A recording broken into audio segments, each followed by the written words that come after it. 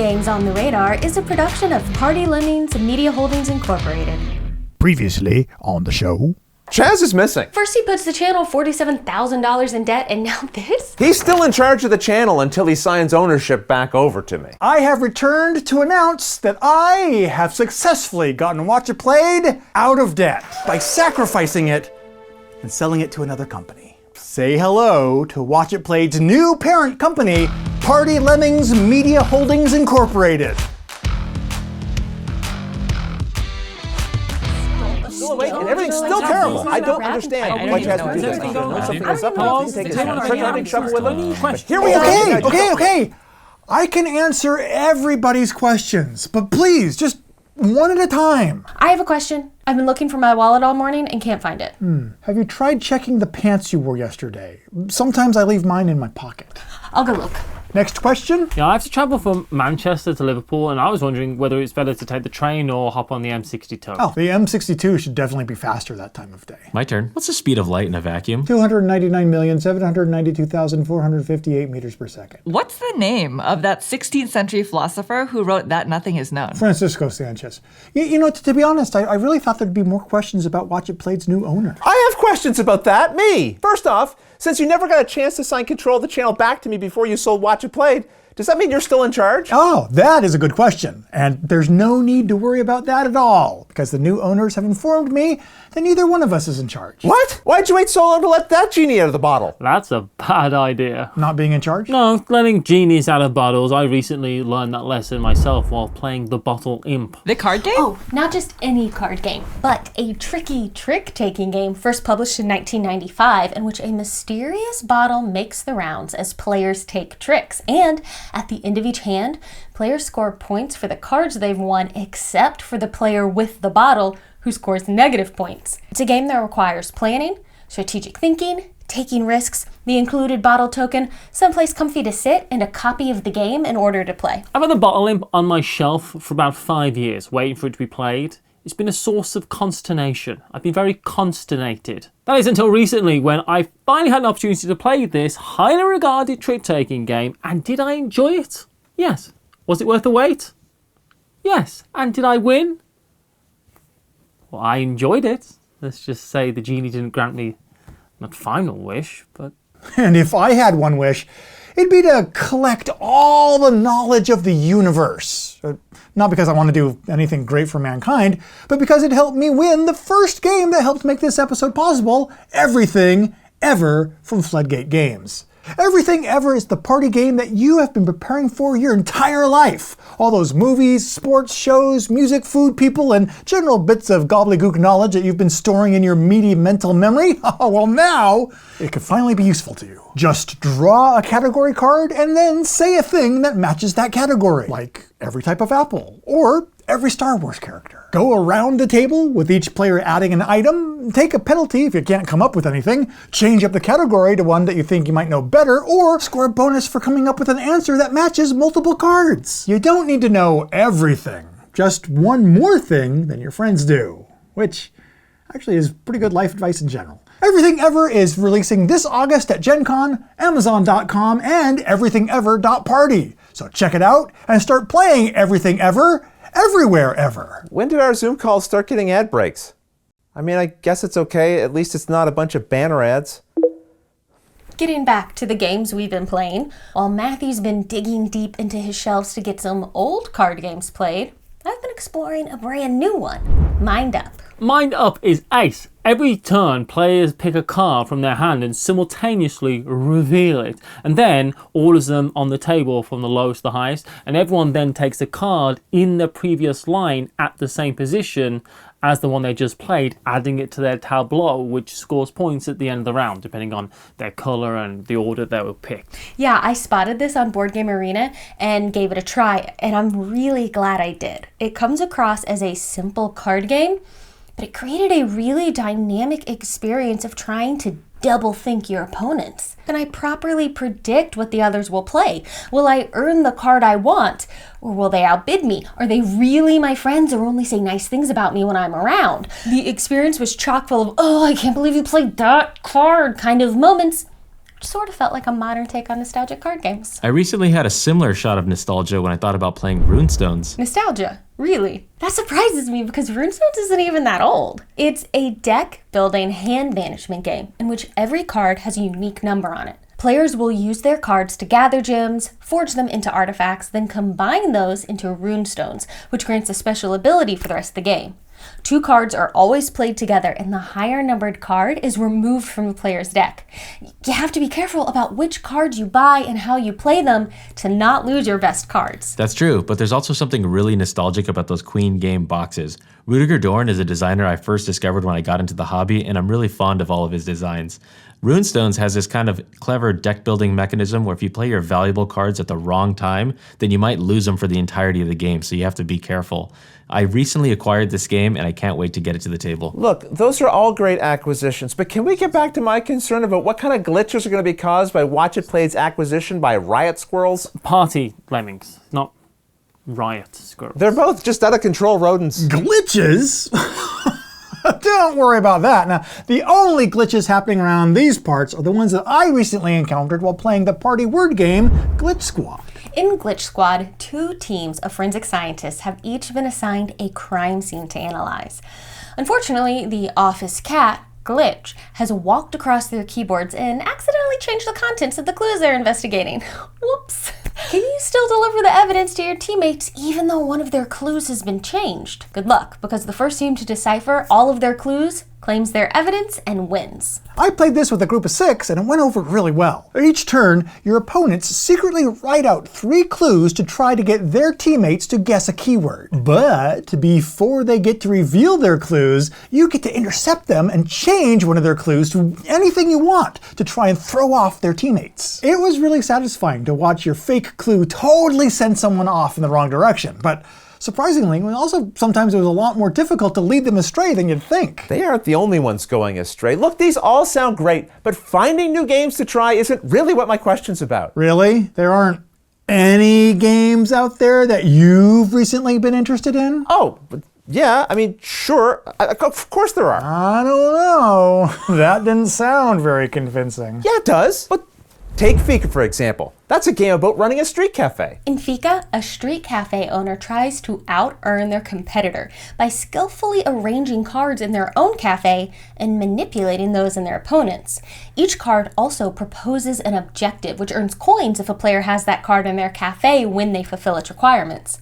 The cafe owner that can most skillfully arrange the cards in both cafes will earn the most tips, win the round, and eventually, the game. This game features a lot of coffee. Now, personally, I've never been a coffee drinker, but recently I've started learning how to brew different types of coffee as a bit of a hobby. What do you do with it? What do you mean? The coffee. You said you'd never been a coffee drinker, but you've been learning how to brew it.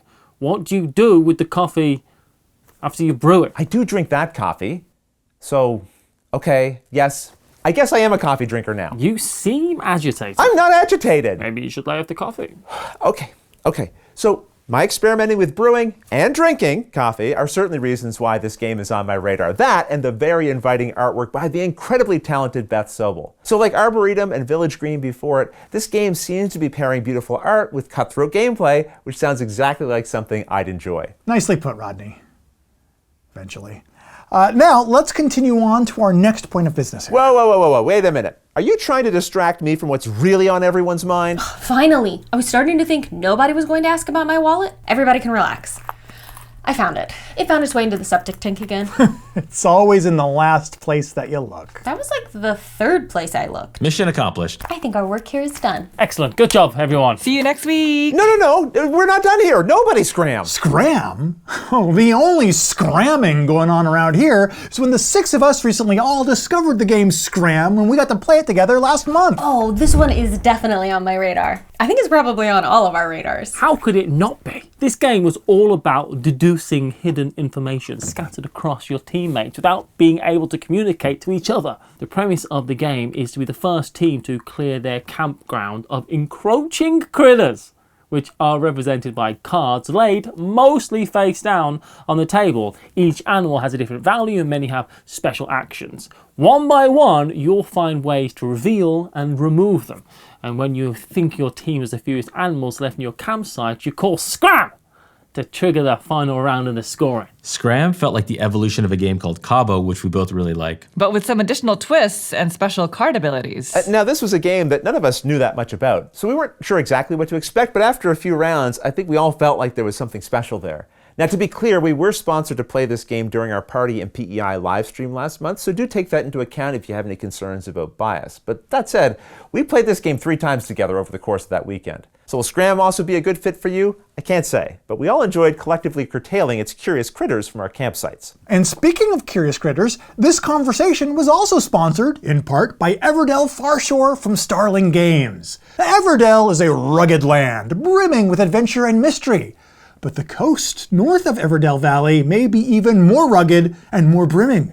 Because there, stalwart sailors search for bountiful islands and valuable treasures as hard-working folks gather resources and build their cities in unison with the ever-changing waves of the mighty ocean. Welcome to Everdell Farshore, a standalone game set in the country of Farshore where, each season, you lead a crew of critter workers to build up a prosperous city and to explore the enchanting ocean beyond. You'll need to plan your actions carefully in order to build up and sail, for only by adapting to the winds of change will you succeed. And succeed you can, so follow the link in this video's description to find it at a location near you, and then set sail for adventure in tiny, animal-filled boats. Okay.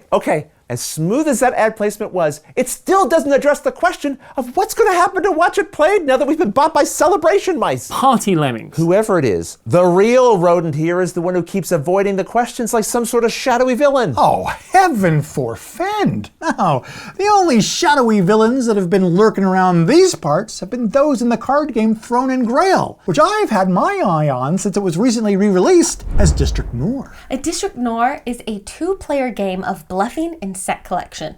Each round, players receive 5 cards in hand. In each turn, they either play 1 card from their hand to the end of a card line on the table, or, once per round, collect the most recently played 5 cards. Once all their cards have been played, they receive 5 new cards and start the next of 4 rounds. While points usually decide who wins at the end of the game, if a player collects all 3 special cards, they steal the win immediately. Just like in real life. It seems like, similar to Mind Up, District Noir requires strategically planning ahead with the cards that you play. But even so, you're eventually going to be forced to play what's left in your hand. So planning's only going to take you so far. Sorry. Eventually, even your best laid plans are going to require a little bit of luck to pay off in the end. And I always enjoy games that can pull that off. Oh, I've also recently been seduced by the lore of a card game that's been simmering on the scenes for a while. The CCG that's new to me, Flesh and Blood. Yeah, Flesh and Blood, the hero-centric fancy trading card game designed for constructed booster draft and sealed deck play, first published in 2019. After choosing a character, a weapon, a clever nickname, and equipment, players take turns attacking and using actions by discarding other cards to pay resource costs. Attacks and reactions create a chain with damage inflicted based on how that chain resolves. The card-based confrontation continues until one player claims victory by reducing their opponent's health down to 0. Matthew and I tried this a few weeks ago and really enjoyed it. We've now both picked up some Blitz decks and are digging into it. It's similar to Magic the Gathering, but instead of getting stronger as time passes, your character gets weaker and their hairstyle goes out of fashion. I love how your character's increasing frailty fits thematically with how you're getting worn down in battle. I wasn't looking for a new CCG to get hooked into, but so far, Flesh and Blood has certainly sunk its hooks into me. I know what you mean, Paula. I recently picked up several decks of Flesh and Blood, too. Oh, have you also been playing that game? Yeah, I find it interesting. Wait, no.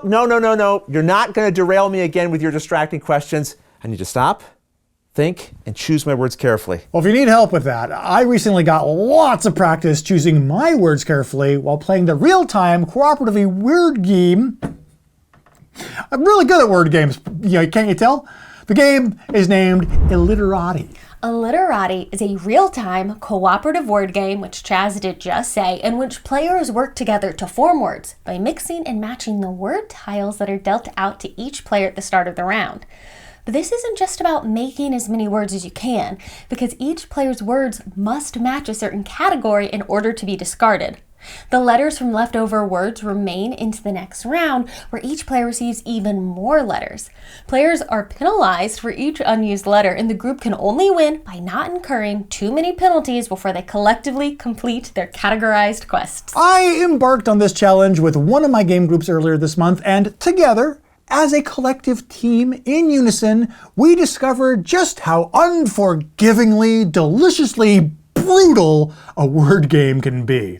Imagine, if you will, a cross between Scrabble and Pit, but also allow the game to slap you in the face and insult your taste in music between rounds. We thought that we were doomed every single moment of the game until somehow we managed to barely win at the very last moment. And pulling off that surprise win was really fulfilling and breathtaking. It's funny how games can do that. Naveen and I were also reminded of another breathtaking experience by the game Basilica. Basilica is an area-controlled tile-laying game for 2 players set in medieval Florence, where competing architects oversee the construction of a magnificent cathedral by placing tiles and pawns to gain advantages and control areas.